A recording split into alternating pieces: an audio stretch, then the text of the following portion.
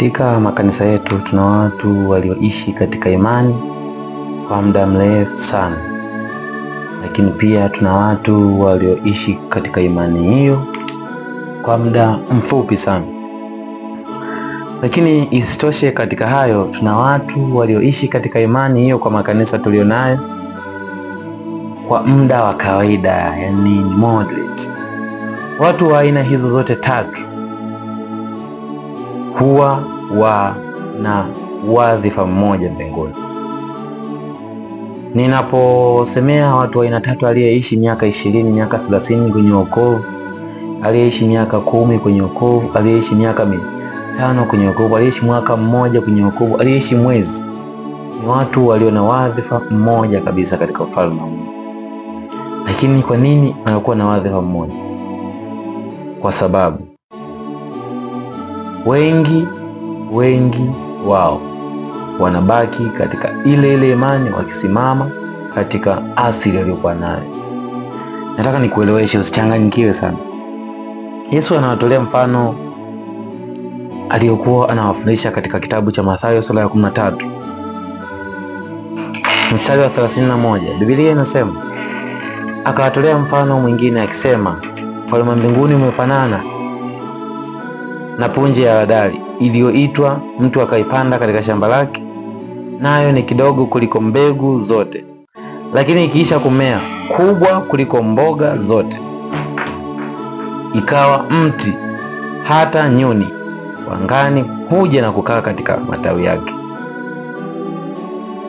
Sikiliza, Bwana anatabiri juu ya hao ambao wamedhalaulika, juu ya hao ambao wamekuwa wa kawaida, juu ya hao ambao wamekuwa watu ambao wadogo sana katika yani ni mtu ambaye unaweza kumdhalau kwamba yes, huyu hapa hawezi akazaa tunda hili, huyu hapa hawezi akakua kwa level hii. Tunao watu wa aina hiyo wengi makanisani, tunao watu wa aina hiyo wengi makanisani. Na kuambia, Yesu anapowafundisha wanafunzi hao kwa mfano, anataka wamuelewe. Je, katika makanisa yao hawana watu wa aina hiyo? Je, katika makanisa yao hawana watu wa design hizo? Mtu ambaye amechukuliwa kawaida kwa muda mrefu, mtu ambaye anaonekana ni wa kawaida katika imani kwa muda mrefu. Lakini tunapoona katika kitabu cha Mathayo sura ya 13, kumbe kuna watu ambao tumewadharau, kuna watu ambao tumeona kama hawana mbele wala nyuma katika imani, hawana hili wala lile. Lakini nakuhakikishia, baadhi ya watu hao wanaelekea ukuu zaidi hata kuliko hao ambao wameanza imani katika ukamilifu sana, hao ambao wameanza imani katika ukuu sana.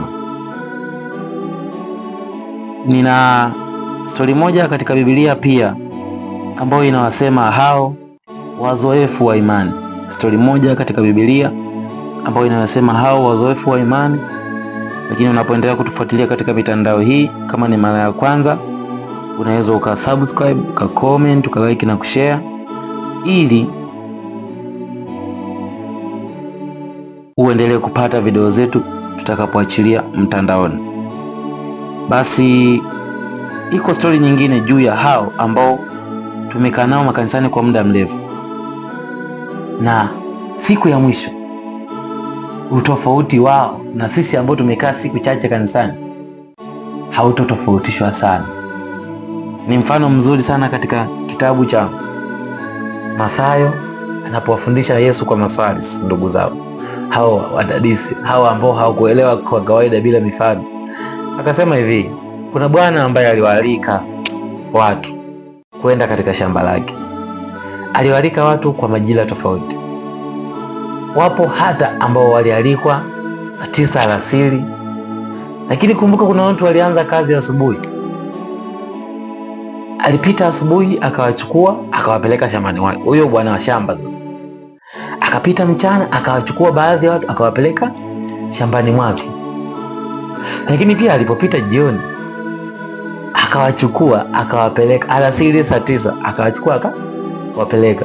Unapofika muda wa mishahara, automatic kuna yule ambaye alianza miaka 20 iliyopita, kuna yule alianza saa 1 kamili, anatarajia mimi bwana shamba atanipa hela kubwa kuliko huyo ambaye amekuja saa 9, kuliko huyo ambaye amekuja saa 6.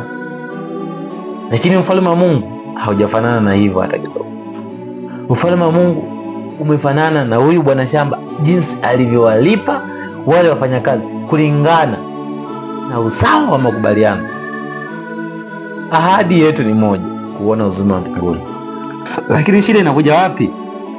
Kuna mtu amekaa kanisani muda mrefu, kuna mtu amelizika katika imani aliyonayo hadi ameanza kunukia harufu ya dini yake. Yaani amekaa kwenye uzee wa kanisa, amekaa kwenye uchungaji, amekaa kwenye ushemasi muda mrefu, lakini ukiangalia mtu huyo anatarajia atapata mshahara mkubwa. Lakini Yesu anatuonya, anasema hivi, angalieni wasije waasherati na wazinzi wasije wakawatangulia kwenye ufalme wa Mungu. Wasije wakawatangulia. Kwa nini watawatangulia? Watawatangulia kwa sababu mmewadharau na nyinyi mmerelax, na nyinyi mmeishi kwa kawaida. Mpo katika imani wasengenyaji, mpo katika imani mnasema mmeokoka, lakini hamyatendi yale yaliyo mapenzi ya Mungu. Lakini kuna mtu huyo mmoja ambaye ataokoka siku ya leo, afu siku ya kesho parapanda inalia, anatoboa anga, anaenda mbinguni. Utashangaa sana wewe uliyekaa katika imani miaka mingi, alafu hakuna kitu ambacho kitakuuma kama kuona ambaye ulifikiria kwamba huyu ni motoni anakutangulia kuingia mbinguni. Nikutolee mfano huu. Tunapofanya mitihani ya darasani, kuna aina ya watu ambao tumeshawazoea, huyu atakuwa ni wa mwisho. Kuna aina ya watu ambao tumewazoea tayari kwamba huyu iwe isiwe hawezi kunizidi, hawezi kuwa wa kwanza. Yaani ni hivi, watu hao ambao wametudharau, wamewadharau waasherati wa mitaani, wamewadharau wasengenyaji vijiweni, watu wao wote unaowajua, vuta sigara, bangi, hao walioharibiwa na dunia. Kuna watu wameharibika na dunia, lakini hao walioharibika na dunia, kuna baadhi yao watatutangulia sisi kuona ufalme wa mbinguni. Na kuombea usio wewe utakayetanguliwa katika jina la Yesu. Neema ya Mungu ikusaidie utunze utakatifu kiasi cha ukamilifu ambao Mungu amewachilia ndani yako. Yaani katika hali ya kawaida, unapoalikwa katika utumishi wa Mungu, unapoalikwa katika assignment ya utumishi, hakikisha haukai bila kufanya kazi ya Mungu. Hakikisha haukai bila kuwa kimbelembele, yani bila kuwa chawa wa Yesu. Kuna watu tumewalea makanisani, kuna watu wamekaa ibadani, kuna watu wamekaa katika nyumba za ibada, na kuambia hawana kitu, miaka yanaenda miaka rudi, maisha yao ni yale yale, na wamerelax, wanaenjoy. Lakini Yesu anawaambia hivi, angalieni wasije wale waasherati na wazinzi wakawatangulia kuingia ufalme wa mbinguni. Sasa nitasoma kwa ufupi sana, ni story ndefu lakini nitaisoma kwa ufupi sana. Nitaanzia mstari Mathayo sura ya 20 na mstari wa kwanza. Kwa maana ufalme wa Mungu umefanana na mtu mwenye shamba aliyetoka alfajiri kwenda na wakulima, aliyetoka alfajiri kwenda kwa ajili wakulima awapeleke katika shamba la mizabibu. Naye alipokwisha kupatana na wakulima kuwapa kutwa dinari, aliwapeleka katika shamba lake la mizabibu. Alipatana tayari kuwapa kutwa watayokaa shambani dinari. Lakini akatoka mnamo saa 3, akaona wengine wamesimama ovyo ovyo, akaona wengine wanakunywa pombe mtaani, akaona wengine wanapiga kamari, akaona wengine hawana kazi, workless mitaani. Lakini pia watu hao saa 3 akawachukua. Akaona wengine wamesimama sokoni wasiokuwa na kazi, na hao akawaambia, nendeni nanyi katika shamba langu la mizabibu, iliyo haki yenu nitawapa. Wakaenda. Na hao akawaambia, akatoka tena mnamo saa 6. Huyo bosi sasa, Yesu Kristo mwenyewe anavyozidi kualika watu katika shamba lake la mizabibu. Shambani mwa Bwana, shambani mwa babangu mna mavuno mengi, lakini shambani mwa Bwana, shambani mwa Bwana watendakazi ni wengi, lakini mavuno, watendakazi ni wachache, lakini mavuno ni mengi. Shambani mwa Bwana kuna mavuno mengi, lakini watendakazi ni wachache. Yes, imekuja hata sasa. Hata ilipotoka saa 6, alipotoka saa 6 na saa 9 akafanya vile vile. Saa 6 akatoka, saa 9 akatoka, saa 11 akatoka, akakuta wengine tena wamesimama. Akawaambia, mbona mnasimama hapa mchana kutwa bila kazi? Wakamwambia, kwa sababu hakuna mtu aliajiri. Akawaambia, nendeni nanyi katika shamba langu la mizabibu. Kulipokuchwa, yule bwana wa shamba akawaambia wasimamizi wake, waite wakulima awalipe ujira wao. Akaanzia mwisho hata wa kwanza. Yaani alianzia hawa waliookoka kabla, alianzia hawa walioajiriwa baada ya wote, walianzia hawa saa 11 kuwapa ujira wao. Lakini anazidi kuwapa, wakafikiri wale ambao bado sasa, wale ambao sisi ndo sisi tumekuwepo hapa tangu, yaani bila sisi hapa kisingi kuwepo hiki, bila sisi au akina bila sisi. Walipokuja wale wa saa 11 walipokea kila mtu denari yake. Wale wa kwanza walipokuja walizani kwamba watapokea zaidi, na hao pia wakapokea kila mtu denari. Basi wakiisha kuipokea wakanungunika wakamnungunikia mwenye nyumba wakisema, hao wa mwisho wametenda kazi gani? Wametenda kazi saa 1 tu, nao umewasawazisha na sisi tuliostahili taabu na hali za mchana kutwa, tuliostahimili taabu na hali za mchana kutwa. Naye akajibu mmoja wao akawaambia, rafiki, sikudhulumu. Hukupatana nami kwa dinari? Haukupatana naye kwa dinari? Chukua iliyo yako uende zako. Napenda kumpa huyu wa mwisho sawa na wewe. Si halali yangu kutumia vilivyo vyangu kama nipendavyo, au jicho langu limekuwa ovu kwa sababu mimi ni ya kuwa mwema? Vivyo hivyo wa mwisho watakuwa wa kwanza, na wa kwanza watakuwa wa mwisho. Yesu alipokuwa amekwisha akapanda Yerusalemu, akawachukua wale wanafunzi 12 faragani njiani, akaenda. Angalieni, kuna watu wanatangulia katika ufalme wa Mungu, baadaye wanaokoka mwishoni, wanaokoka saa 11 afu saa 12 Yesu anarudi.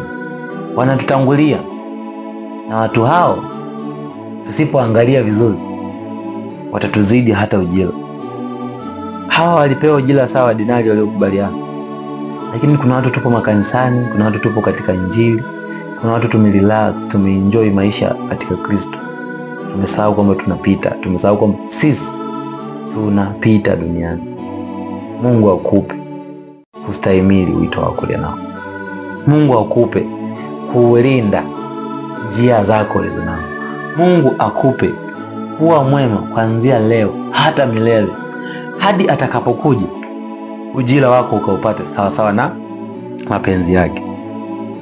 Ogopa sana wewe uliyekuwa wa kwanza kuwa wa mwisho. Mungu akubariki sana.